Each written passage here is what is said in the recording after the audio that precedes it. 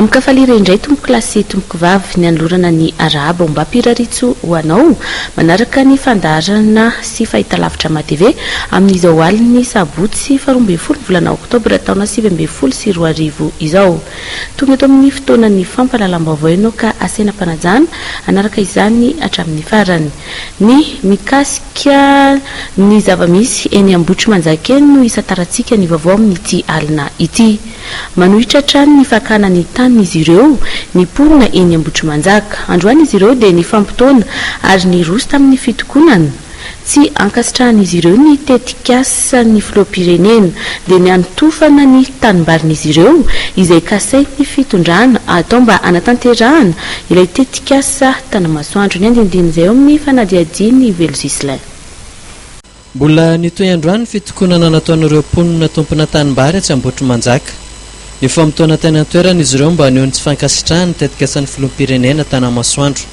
Toerin'izy ireo tokoa mantsy ny fanotofana ny tanibarin'izy ireo izay kasain'ny fitondrana ho atao mba hanatanterahana ity tetikasa Tanamasoandro ity.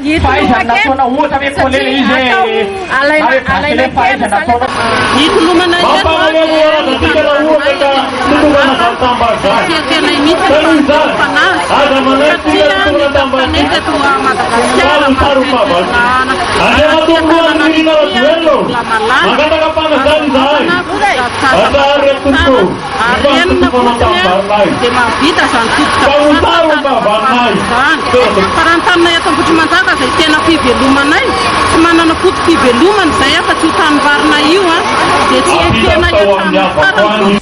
Faritra mokatra vary izy ireo any Ambotry Manjaka ka mamatsana Tananarivo ray manontolo mihitsy. Tsy Ambotry Manjaka irery no vomafy raha totofana ireo tanimbary ireo hoy ireto mponina ireto fa ny mponina eto Antananarivo rehetra mihitsy. Tsy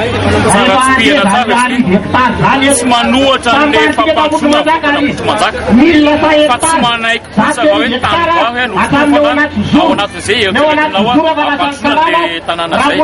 Betsaka ny tanimbary midasika eto Madagasikara. Boka kely andrefany etsotsy dia misy tanimbalanakeo maninona moa hoe tanimbary notofana. Zay voalohany faharoa ny 10 isan-jato mponina eto Ambotry Manjaka dia mivelona amin'io daholo.